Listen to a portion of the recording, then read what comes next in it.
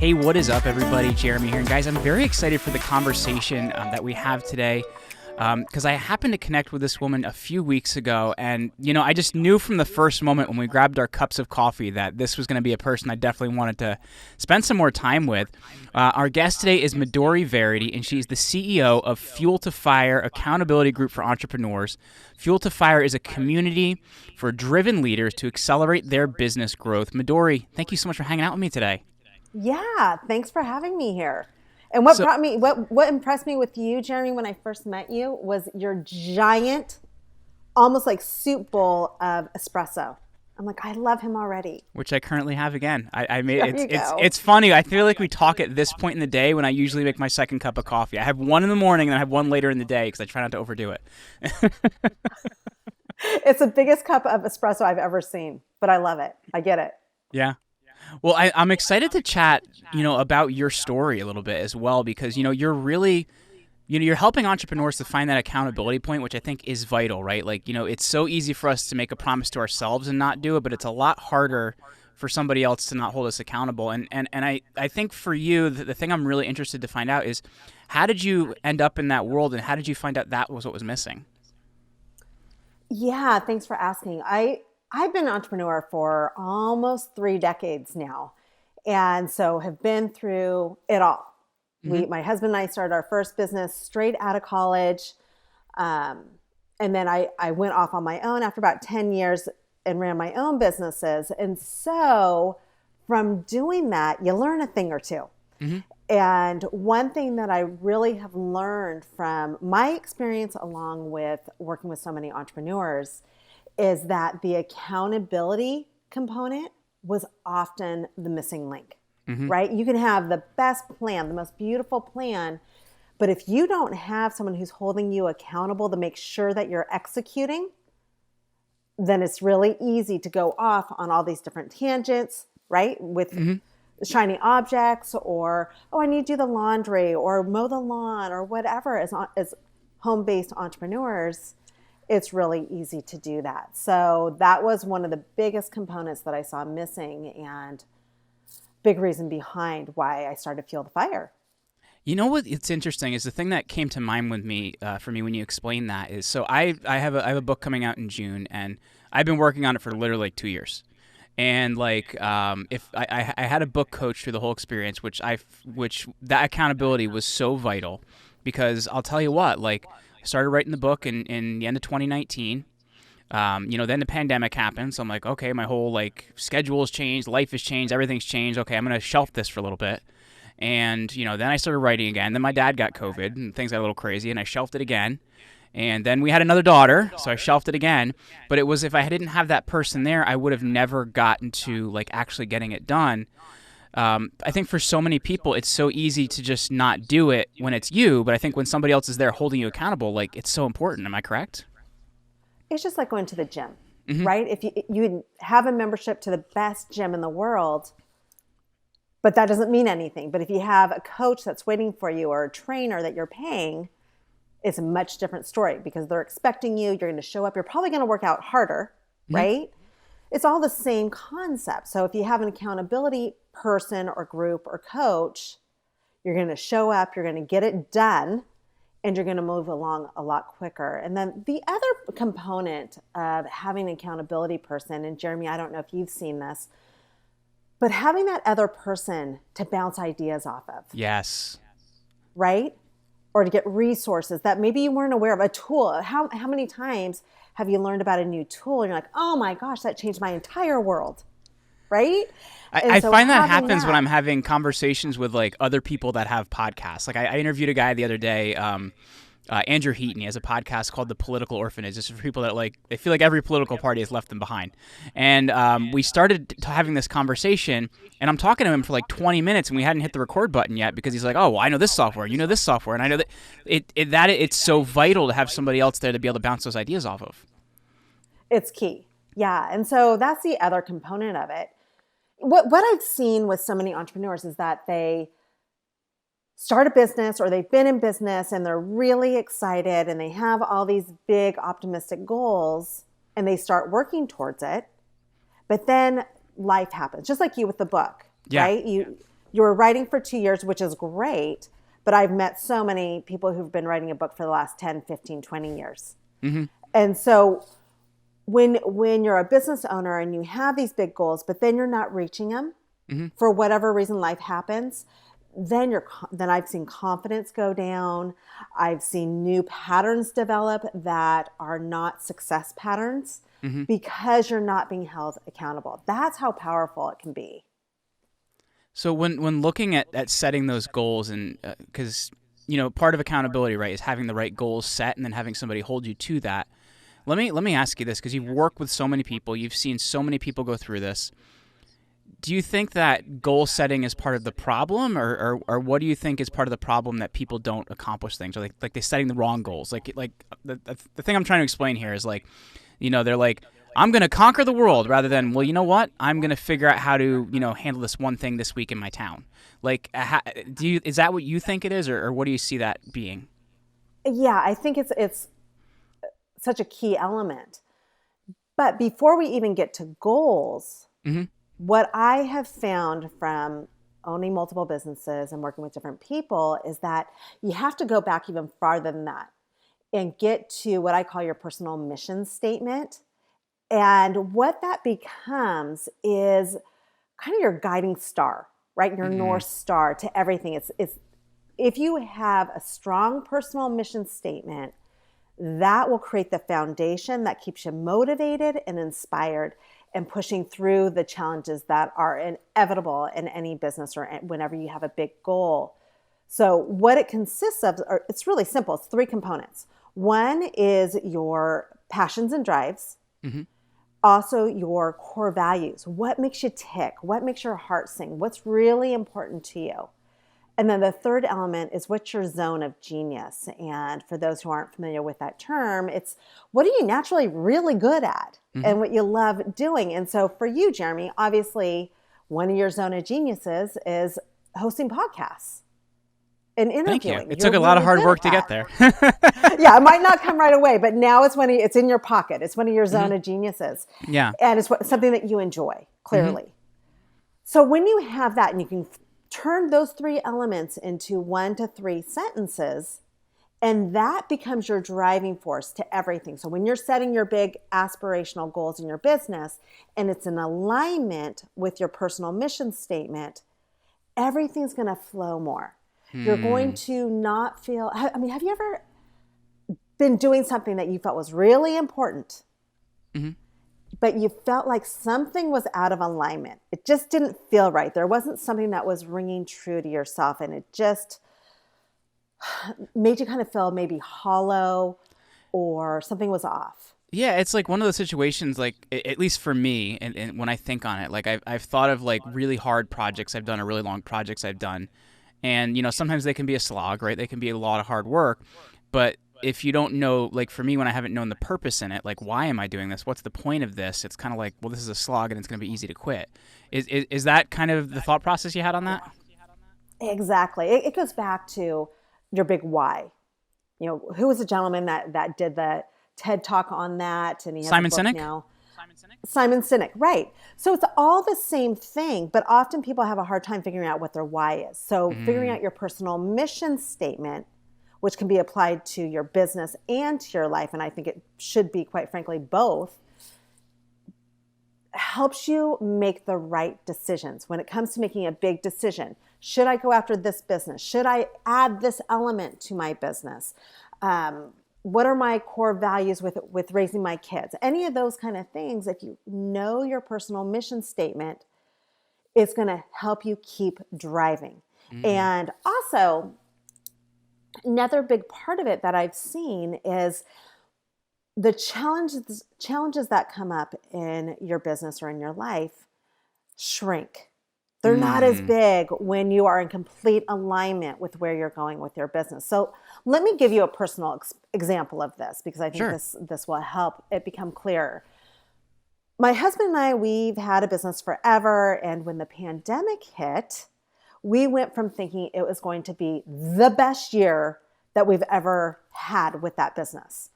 and our projections were great. And then overnight, the pandemic hit and everything got shut down.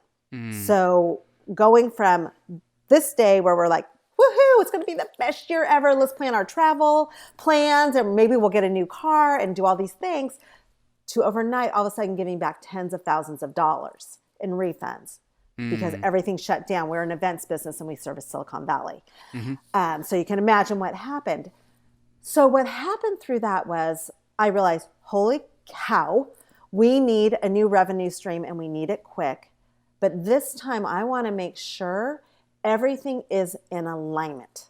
I want to have this ring true for me because we did have some reserves. We had some money set aside. So I had a little bit of a base, right? I didn't have to come out and just do something. So I decided I wanted it to be in alignment with my values, my core values, my passions and drives, my motivators, and with my zone of genius. And that's where Fuel the Fire stemmed from. And now I have this business. It's been 13 months to be exact. This is the first business that I've had, and I've had many, where I wake up every day so excited for what I'm doing. I believe that my members in the program see my vibe. They understand where we're going. They're excited about it too. And it's just, everything's just in alignment. It hasn't been easy. There's been a lot of challenges, but the challenges shrink and they don't seem like that big because I'm so in alignment. So that's where I've really understood the power of having a personal mission statement. And it wasn't something that I sought out for. It's just what I use in my own life. And it's made a profound difference in growing the business. You know, that's really interesting. So we're recording this on a Friday, and Friday for us at my company is we usually start out our Friday mornings, and they're usually meeting Friday mornings. So we have our executive team meeting first, and then we go into our team meeting, and then we go into like our individual group meetings, like the marketing team and things like that. And you know, this morning we've been booking more shows for clients. We've been booking higher quality shows for clients. We've been selling more. We've been doing better in a lot of these areas. And, when I was just kind of talking to the team this morning, it was like, it feels like we're just all in alignment, right? Like, this person's handling this because they know what they have to do and this person knows what they have to do. I think as well, when you get a group that's in alignment as well, I think that can be, vital. So part of it comes down to, I think, you as an entrepreneur being in alignment like you're talking about. Yeah. And so there's the business mission statement and then there's a personal mission statement. They're different, but they are similar when you have a small business, right? Yeah. And so when your team buys into what your statement is, what you're about, they're going to be more inspired. This is proven. This isn't me just coming up with this. This has been proven many times and tons of research that they will work harder. They will go after the same thing as you and your company thrives. So that's why when you have clarity on what your personal mission statement is and you put it into your business mission statement and everyone on your team understands it and you live by it, then you're going to experience what you're experiencing right now. Well, I want to go back to one of the things you said earlier, Midori, and that's the idea of the zone of genius. And I want to talk about... because it's interesting because you're like, oh, it seems like one of them for you is interviewing. Well, if you talked to me 7 years ago, that's not the case, right? I was very introverted. I didn't want to approach people, and like actually having to do this all the time like made me more comfortable in doing it. And I guess for somebody that's thinking of like, is this my zone of genius? What is my zone of genius? Like how do we like locate that and focus on that? Like I'm curious on that. Yeah. So if you think about the things that you've enjoyed over the years, yours is an exception. You said I was an introvert, I wasn't sure. So you push yourself out of your comfort zone, which is a true sign of a true entrepreneur. But, when it comes to that, when it comes to trying to figure out what is your zone of genius. In fact, I just had a call with a client and we were talking about her marketing. And she has been an educator for decades. She's a really good educator. She's good at writing. She is not a natural entrepreneur, but she's starting to work on it. Sure. So when we were talking about it, it's like, okay, well, we need to infuse that into your business. So when we're going out for your marketing, we need to infuse that you are a good educator. So you can get on and you can do a podcast interview and come across strong, right? So that's going to be one of her things that she does. So thinking about what do you really enjoy doing, what comes naturally, that's your zone of genius. And then how can you magnify that? And I want to hit on this too, because since we're talking to entrepreneurs, and I'm guessing that's who watches your show, equally as important is to know, what do you stink at? What do you truly suck at? I think that's really important, because I think there's like one of the important things is to, number one, be self-aware yourself to know that, but also like surround yourself with people that are willing to tell you, like, honestly, not from a point of like, trying to be mean to you, but like honestly, like if you're not good at something. You know what I mean? It's like the emperor's new clothes. Like nobody told the emperor he was naked. And it was kind of like a big problem because nobody wanted to be wrong around the emperor. But it's the same thing with this, right? You need to be able to see that yourself, but also have other people willing to tell you that. Absolutely. Yeah, that's part of being in a strong community of like-minded people who are honest with each other to help each other grow. But yeah, so once you are clear, here's the important part of understanding your weaknesses and your strengths, your zone of genius and your weaknesses, is that once you're clear on that, then you can magnify it like we talked about. Let's optimize your zone of genius. But then what you stink at, you need to delegate.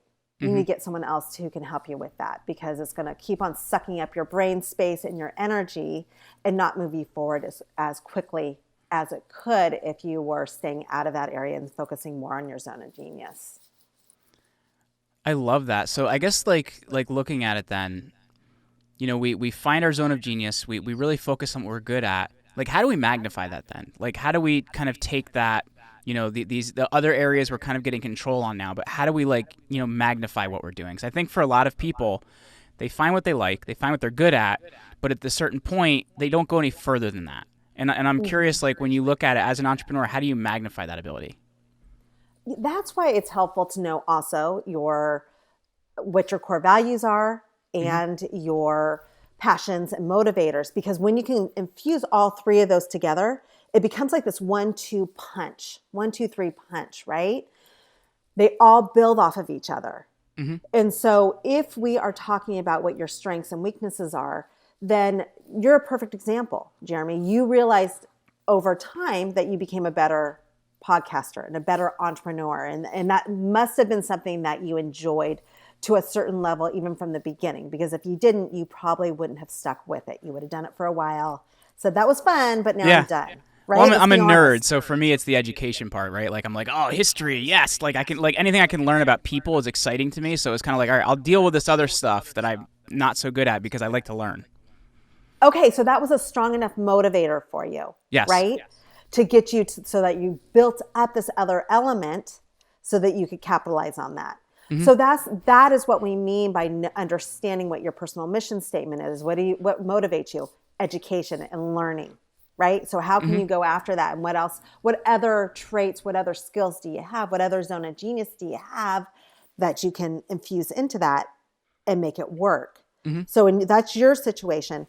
I have another client that I've been working with for a while, and what's interesting with her is that she was not a natural entrepreneur. She just got put into the situation where she had to come up with something. She went through a pretty significant divorce, and all of a sudden she was like, what am I going to do now? But she was creative. So her zone of genius was she has this natural creativity. She does beautiful work. And she does have some marketing experience. So when we started working together, it's like, okay, let's take this that you're already making and let's capitalize on this. I can help you with the marketing part and I can help you build that, but let's figure out what we're going to do. So one area that she was struggling with was her core values. She lives in California, but she's from the Midwest, and she was born and raised in the Midwest, and family was really important to her. So you can imagine how she was feeling going through a divorce and having 2 kids, and all of a sudden that rug being pulled out from underneath her. So we talked about her core values, and what it came down to after we dug and we peeled back the onion layers was that she really missed the culture and the traditions of the Midwest. So we built out her brand and her whole story around Midwest values paired with the California lifestyle, right? And so we created this really cool story for her that goes into what she's creating. She creates these beautiful boards, cheese boards. I don't know if that excites you or not, Jeremy. Oh, it excites but me. they're really cool. Nice glass of wine, a good cheese board. Like, come on now. That's a great evening right there. How do you go wrong with that? I can Exactly. live off of that. And so she makes these beautiful boards, and we're in wine country. She's here in the Bay Area, and I'm right here in the middle of Sonoma County and Napa County, which is the wine culture. So I'm like, okay, perfect. So that is how we ignited her business. And that's how it's keeping her motivated and excited, because it's bringing in what really matters to her heart, but also what she's good at. We're not trying to reinvent the wheel, trying to find something for her, but that's how everything came in. And we're about to blow her up with what she really loves doing. I think that's awesome. And one of the things I want to hit off of that, because like, and I'm curious your viewpoint on this, like Gary Vee is always saying, like, don't do stuff you don't like to do. And I look at it and I'm like, well, sometimes you got to do some stuff you don't like to do, right? As an entrepreneur, like, maybe, you don't want to do accounting, but in the beginning you may have to do it until you find a good person to do it. So I guess when we're thinking about that, and we're thinking about like what we're good at, how it aligns, I guess, what do you tell people when they're like, well, I don't want to sell. I just don't want to do that. Like how do you have entrepreneurs handle that? Yeah. So we're talking about two different things. So when we're talking about your personal mission statement, that's for your big, big things, right? Your aspirational goals. Where are you taking your business? What are you building? It better be in alignment with your personal mission statement. Otherwise, you're going to have problems. However, when you're starting a business, you have to be scrappy, right? Yes, exactly. That's my exact point. And so, for me, when we first started our very first business, I hate aging myself, but, it was almost 30 years ago. Sure. I stink at bookkeeping. I stink at all those kind of detail things. I'm a visionary. I like the big things. I can't stand doing that, but I had to. Right. I had to. And luckily our business grew fairly quickly so that we could hire someone so we didn't go to prison for screwing up our books and our taxes. Right. Thank God, knock on wood. But yeah, so yes, you have to do what you need to do. One thing that I tell people, like my clients that come in, is there a way for you to take your zone of genius and find someone else who's good at what you stink at and do some type of trade or partnership, right? That's the easiest way to do it. So, that's one thing that I tell clients. And I think that's a really, really great point too, because like with me, like paid traffic is like really important to getting out there, right? Like, if you want to enhance everything you're doing with the podcast, like paid traffic definitely helps with that. And didn't have a budget early on, right? Like I did not when I started. So I went out, found somebody that I knew and I could trust that could do that. And I'm like, cool, so this is what I can offer you. And I think in the beginning, like you said, you have to be scrappy and find what you're good at, understand what you're not good at, understand what your resources are. And sometimes you got to figure it out. I think that's a good example, getting back to your question earlier. How can you optimize your zone of genius, right? So that's one of the ways, and really owning it. So being clear on it, writing it out, actually having it written out, not just in your head, such as I'm a badass at sales, or I'm really good at coming up with creative solutions, whatever it is, writing it out and owning it. Because then when you go to make those deals, like what you just said, a partnership or a collaboration, you can walk in with confidence and say, look, here's what I'm really good at. Here's what I need. Let's talk. And they're going to trust you more. They're going to be more engaged in possibly working something out with you. So we've covered zone of genius. We've covered, the different things that you need to know for accountability. So this all considered, Midori, what does it mean to you to fuel the fire? What does that mean to you? Yeah, that's where you take those passions and drives and those motivators, your big aspirational goals, and you have the elements that you need. So the accountability, the goal setting structure, and the people surrounding you, the like-minded people, to ignite that for you, to help you ignite it and keep going when times are tough. It just happens. And so that's how I see it, is that you join together as a group to help one another and watch each other rise up and get fired up from it and go. And just go and have that confidence behind you. Know that you have a team behind you that are going to help push you. Very cool. Well, for people listening, they're listening to this, they've gotten a lot out of it, they're loving your vibe. Like, how's the best way for them to connect with you? I would suggest that they can either go to my social media. Everything is at Midori Verity. I also would love to offer their personal mission statement framework where they can build out their own so they can dive deeper into what we've been hitting on lightly in our conversation. I have a whole framework for it. And that's fuelthefiregroups.com. I think you have it, fuelthefiregroups.com/mission. I believe I could be wrong on that, but no, you got it. It's fueltofiregroups.com/mission. Okay, good. And there you can get the whole framework, build that out, and implement it into your entire life and into your business. And it's a lot of fun just to go through the whole exercise. Very cool. Let's just, because Joseph will cut that out, let's just do that again so you get it off clean, so you get used to saying that. Is that cool? Yeah, I'm like, what is it? I just, because you're like, wait, can you look it up for me? I'm like, yeah, hold on, I got it right here.